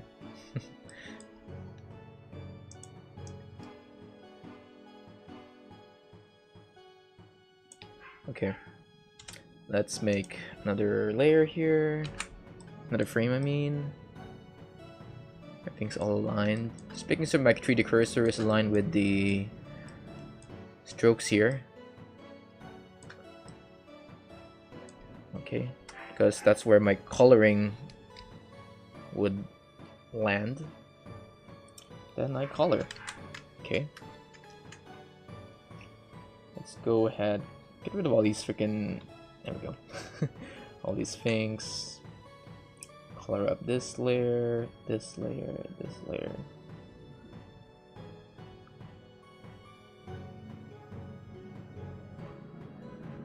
Actually, I think it's best if I just color the cowboy first, because it's the one that's in the back anyways.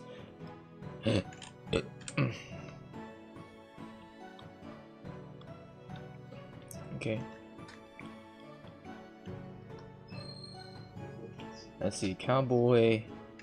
Get the gray layer. Yep, gray layer. Paint this shit up.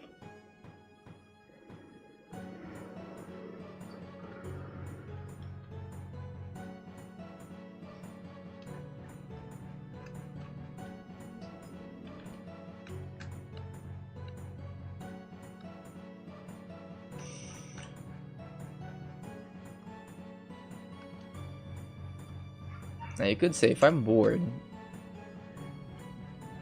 why do I need to do all these complicated things like learning new shit instead of, you know, just doing something like any other kid would do, like play a game, read a book, watch television? And to that I say, yeah, I do sometimes do that, you know, watch TV, play games, or read a book. But I don't know, like for some reason, whenever I, you know, do these, you know, these very passive activities where I just consume other people's work, I just can't help but feel that I am wasting time. like wasting a lot of time, in my opinion. So when I try to, and I know it's like a, it's a very toxic. Well, not really toxic, but it's I guess a little quirk of mine. Like, there's like, of course, some time for me to rest. I don't need to always be on the move. And I guess I just have that itch to stay productive in a way. And how do I stay productive? I just learn some new shit, I guess. Learn new shit that's also fun. Like making games, making movies, making short animated films. I say movies, but really all I did when it came to the movie side of things is just make a vlog and a video project with my classmates when we were assigned to do like a video project for our subject on infection control.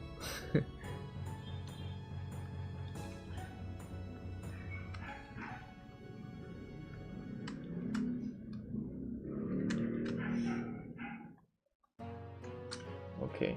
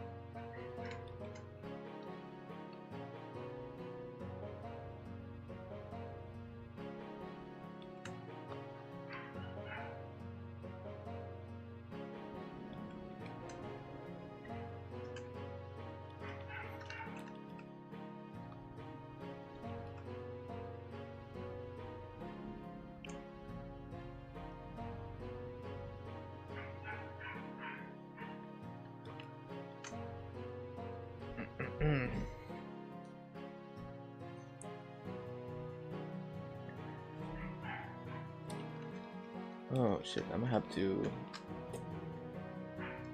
do the annual bathroom break here and this live stream.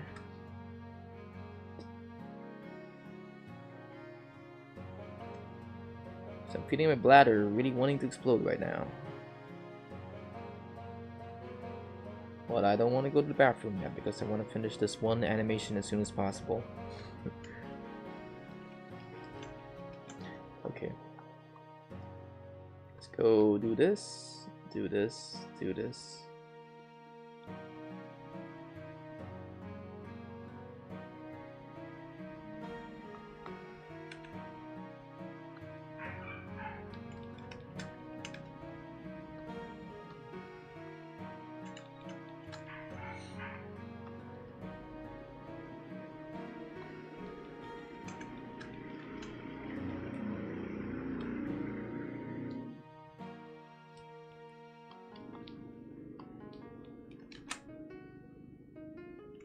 Okay.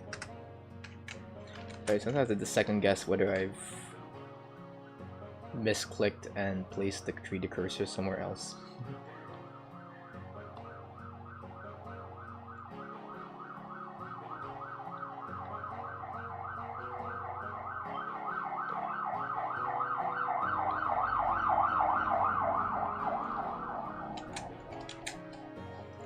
Okay, let's go ahead, paint up this one character. Just like this. Okay.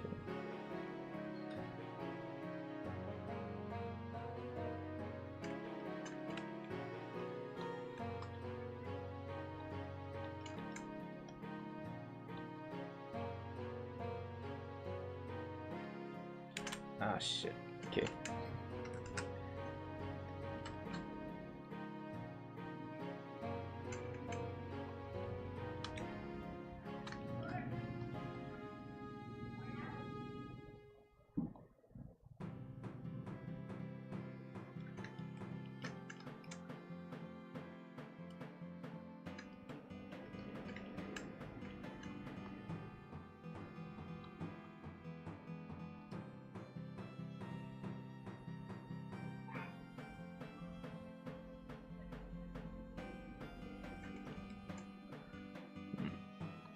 Okay, nice.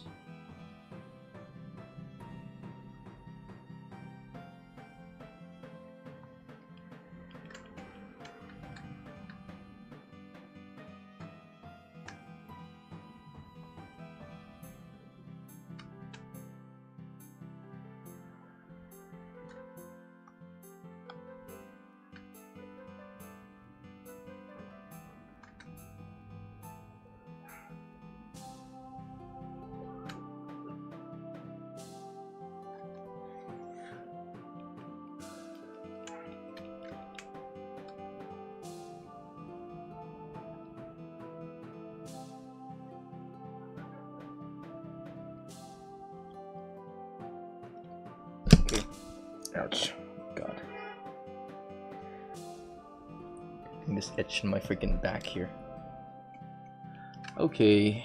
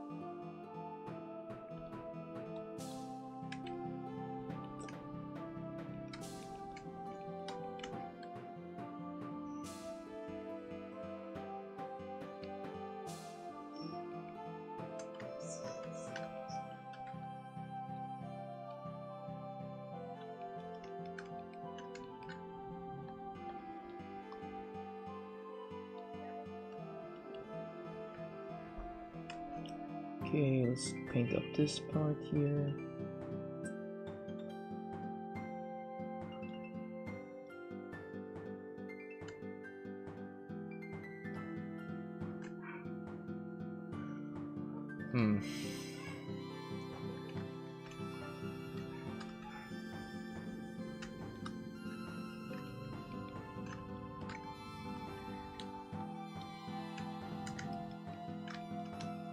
You know, speaking of things that I want to get into,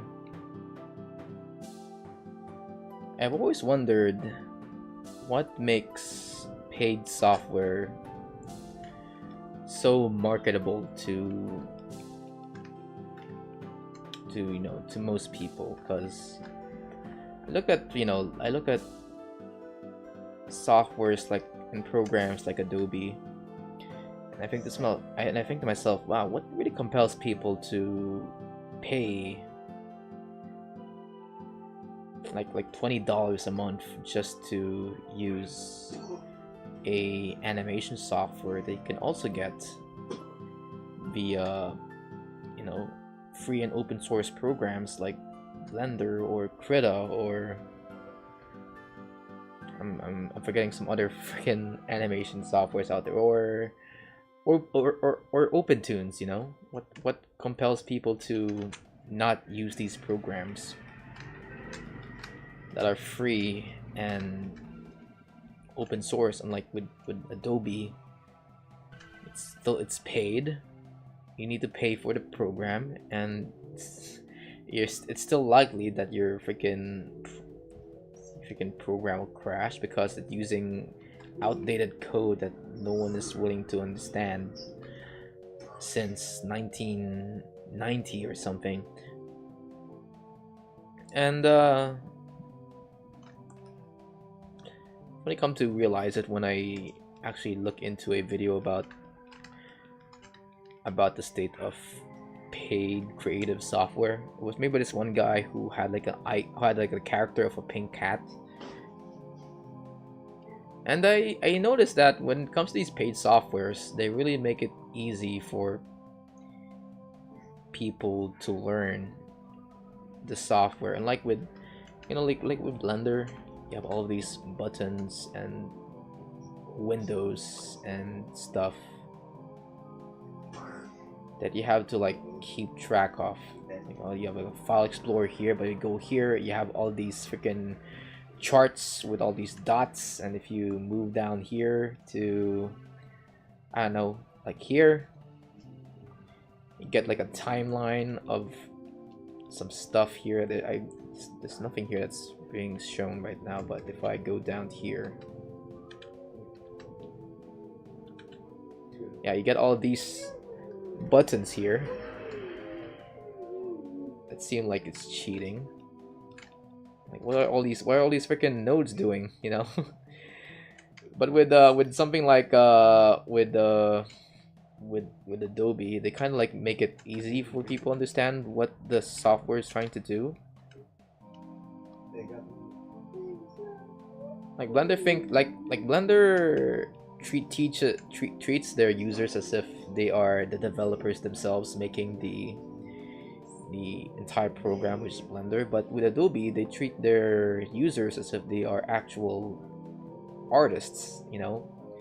Artists have artist knowledge, therefore, ergo, they will have tools that are more familiar with an artist's brain. Like if you want someone to paint on the canvas, they will have a paint icon, and when people click on the paint icon, you get the paint tool, and so on and so forth. Hold on, maybe just get out of here. There we go. With Blender has like, I don't know,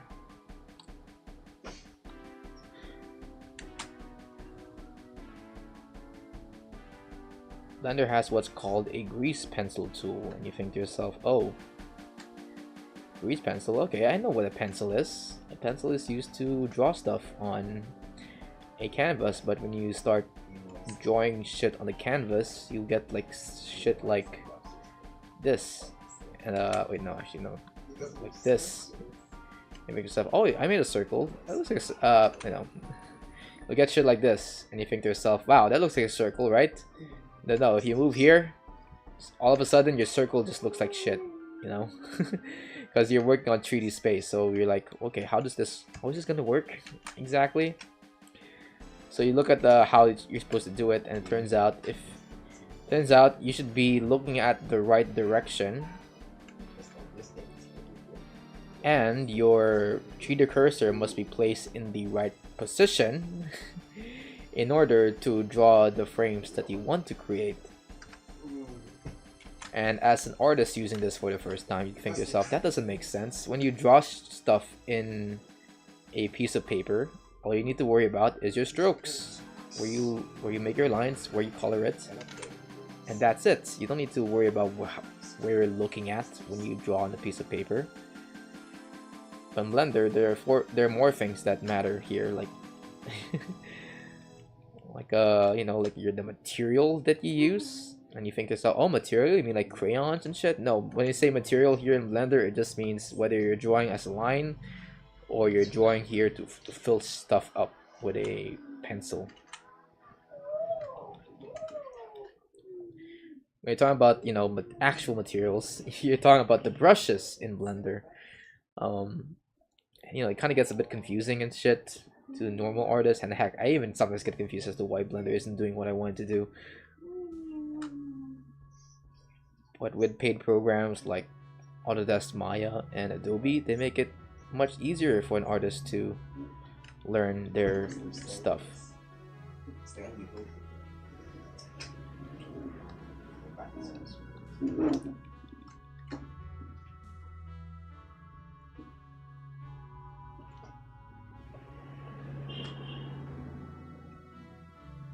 Which is why I don't fault people for still paying for programs. There's like no way that everyone's gonna switch to GIMP right away to replace Photoshop and stuff like that. Oh.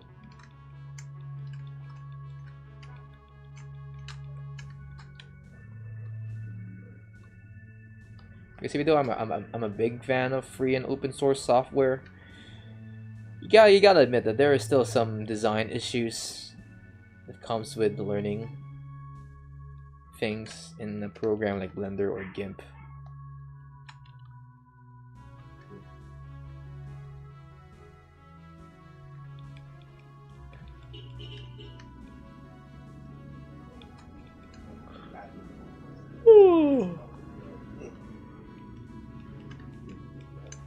Ugh.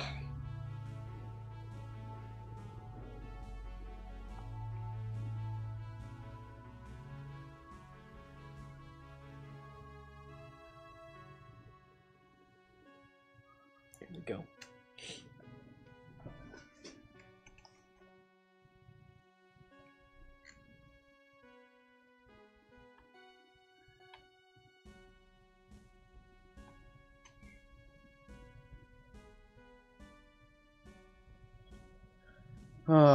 Okay. Well, let me just check to see if my live stream is doing well for so far. At least I tried.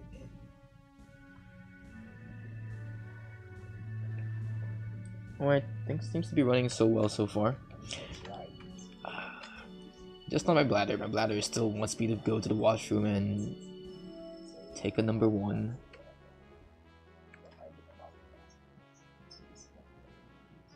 What the frick?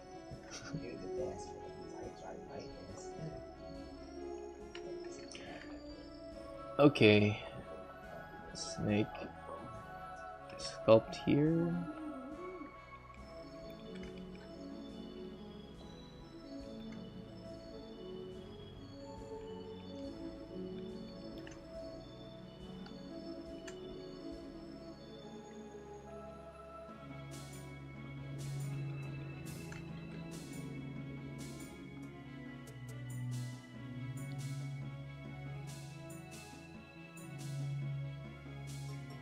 Okay.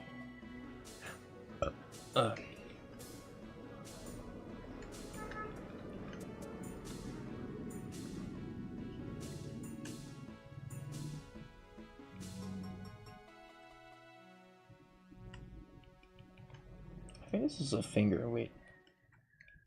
Does this make sense? Yeah, I think this makes sense.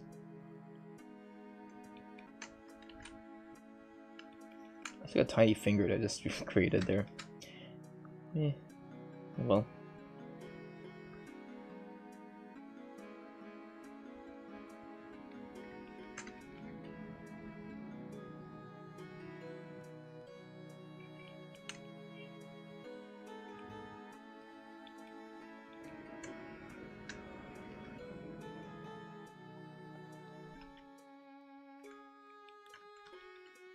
Oh.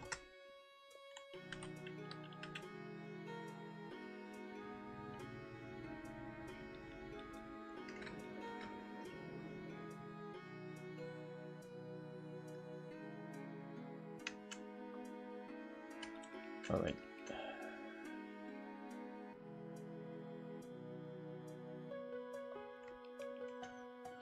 Oh boy.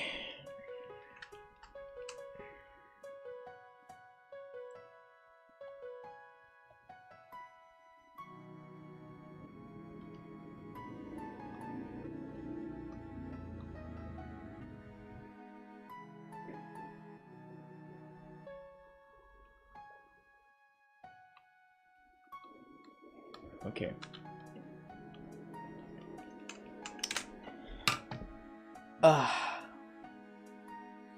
Ooh boy. Okay, you know what? I think I'm gonna leave the stream here, guys. I know that it's not really a very eventful stream, but come on, this is a grease pencil stream. Nothing really eventful really happens here aside from me talking about stuff. Anyway, I think I'm already like in the last leg here. And if I'm gonna continue with this, I'm just gonna be silently drawing as I finish up the rest of this. So yeah, we're gonna end the stream here. On our next stream, we will probably get into drawing. I know, actually, getting into more dental CAD stuff. And then after that, we will open up Blender again to make the interior of the cabin we just created 2 streams ago. So that's the plan for our next 2 streams. And who knows, maybe we'll also try to do a Godot stream at some point. So that's it, guys. Thank you so much for watching. If you like what you see, be sure to like and subscribe. Now go read a book. Bye-bye.